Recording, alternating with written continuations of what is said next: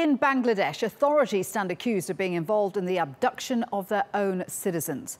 A recent report by Human Rights Watch says at least 90 people went missing last year, including family members of opposition politicians.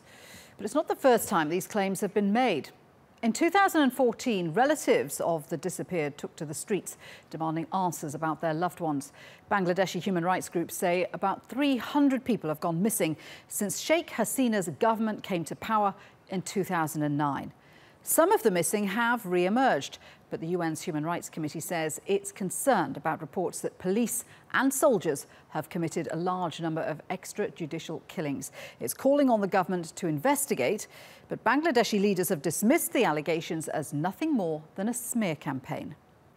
Well, joining me now to discuss this further from London is Bangladeshi political analyst Khalifa Malik. Also in London is Kirsty Brimelow. She's the chairwoman of the Bar Human Rights Committee of England and Wales. And from Dhaka is journalist Tanveer Chowdhury. A warm welcome to all my guests. Khalifa, let me start with you because you're the friend of Farhad Mazhar. He says he was abducted. He was later found. What is he saying about his experience and why does he think he was taken? Right. It was a very tragic incident because Farhad was abducted, I think it was on the 3rd of July or 4th of July. Some people took him away in front from his house in early morning, and after one day, next day, he was recovered from about 200 miles from an area in the west of Bangladesh. Since he came back, he faced a lot of problems, and actually the government did not clarify its position. There was some sort of vague statement by the police authorities saying that, Farhad Mazhar went on his own or something like that, and they also got an woman to testify against him. But nobody would believe that, because in Bangladesh, the police statement is notoriously wrong. It's very difficult to believe them. Yeah, the police are essentially saying that Farhad made all of this up. What is Farhad saying about who he thinks took him or who might be behind this? Because he's one of the very few people who are actually talking about this experience. Now, this is at this point. I thought I bring this point later on, but since you asked this question, this is very, very important, and I don't think many people would realize that. Farhad Mazhar, there are other people who were abducted before, and later on they were found. Not many of them are fortunate because many of them are killed. But anyway, since they were returned alive, they became basically voiceless because they are threatened to not to disclose anything, or something happened to them. And he's not the first instance. So many people are saying that the security agencies or whoever, some people are trying to change the brain of some of the abductees, either by sound wave or drug or some other thing, and that would be a really new phenomena. I tell this because or it may just be that people are too scared to speak, Khalifa. Let me bring Kirsty in because he's not saying anything.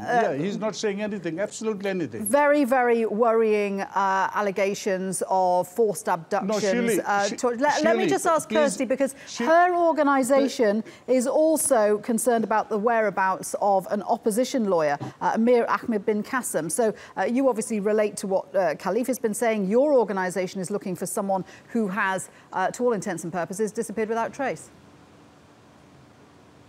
Yes, I mean, with Mr. Qasam's case, it's even more concerning because, in fact, he is a lawyer. He's also a qualified barrister here in England and Wales, and that is why the Bar Council, together with the Bar Human Rights Committee last year, issued a statement shortly after his disappearance, setting out that Bangladesh had a responsibility to look into his whereabouts and to reassure his family and those just simply publicly as to what has happened to him.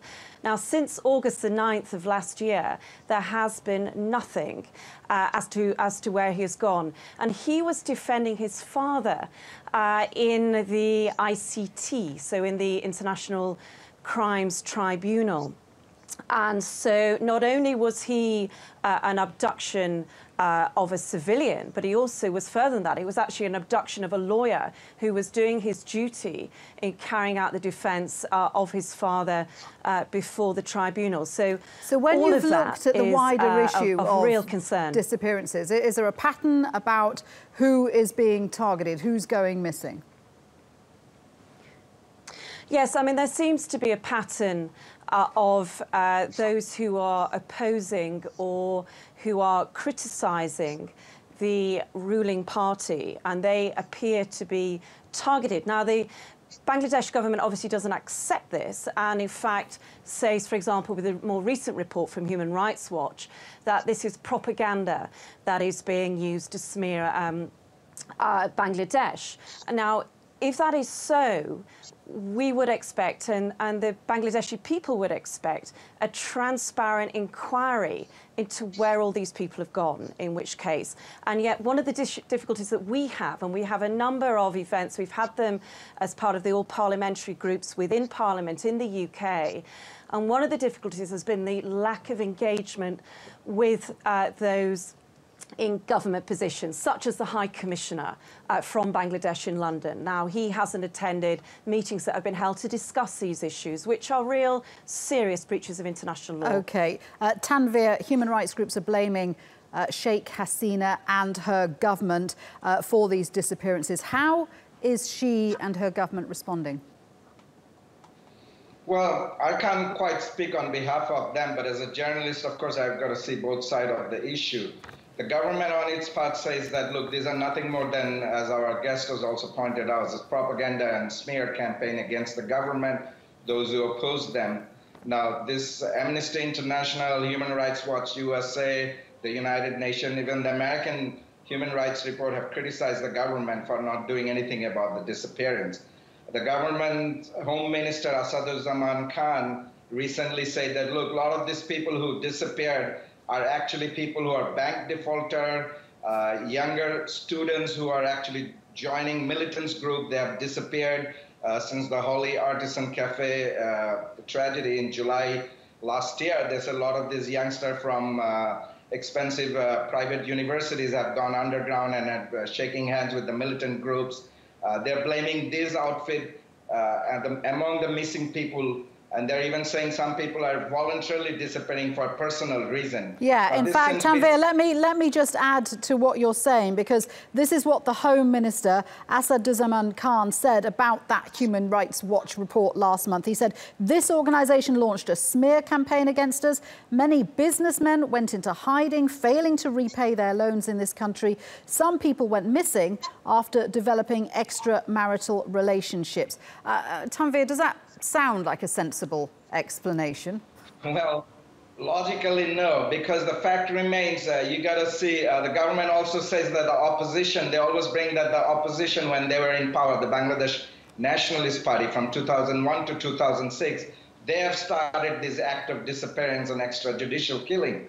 Now, there might be some incidents were there, of course, during those periods, but we are talking from 2008 till now. This ruling party has been in power. There's been an extreme rise of extrajudicial killing, what the government called crossfire or shootout with elements, while they're even taken from jail to another police station. They saw on the road, a particular convoy was attacked by extremist elements and the particular convict was killed.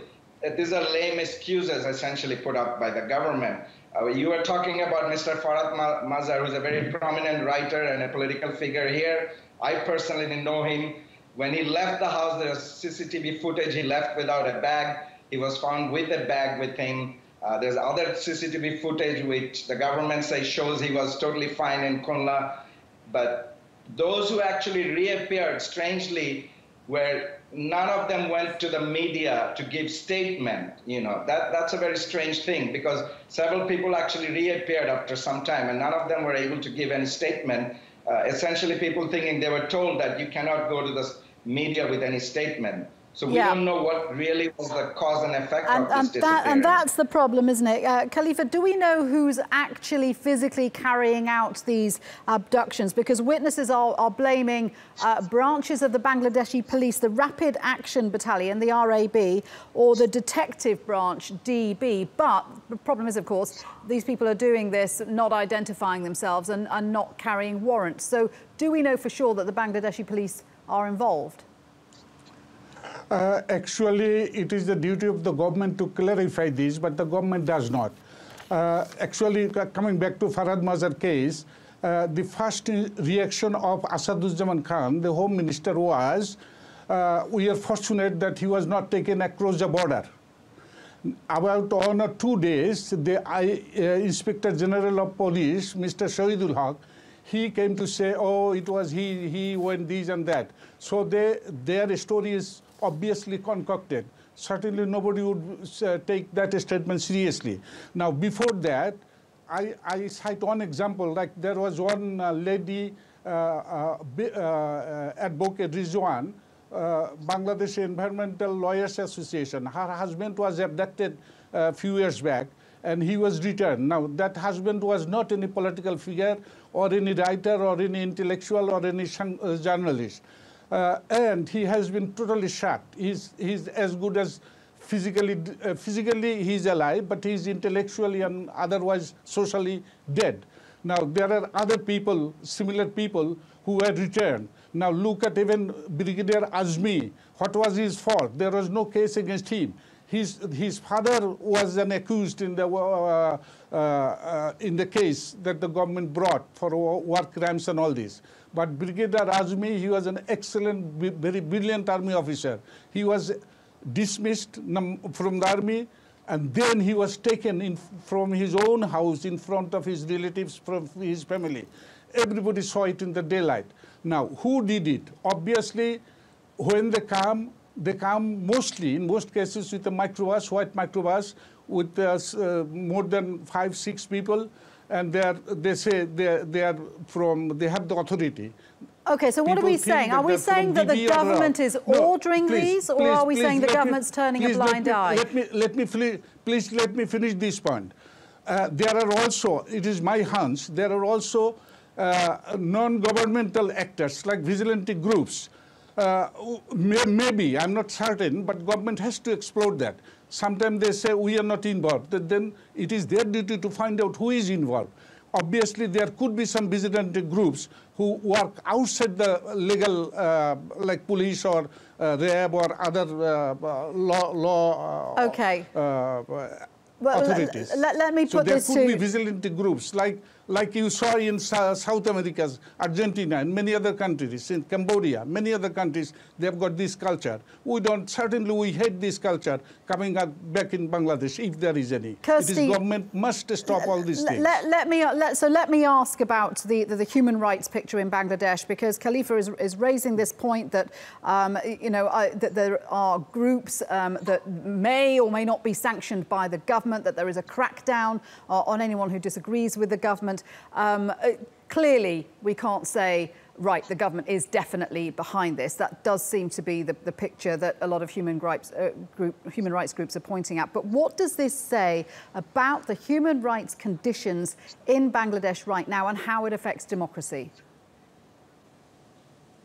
Well, it's extremely worrying because obviously there is a duty upon Bangladesh to investigate. So it's extremely worrying, first of all, of a blanket dismissal of complaints as being propaganda, because what you would expect is an assurance that any disappearances will be investigated and evidence looked at in order to then put forward the case as to whether these are splinter groups, whether they are rogue criminal elements, or whether it is something entirely different.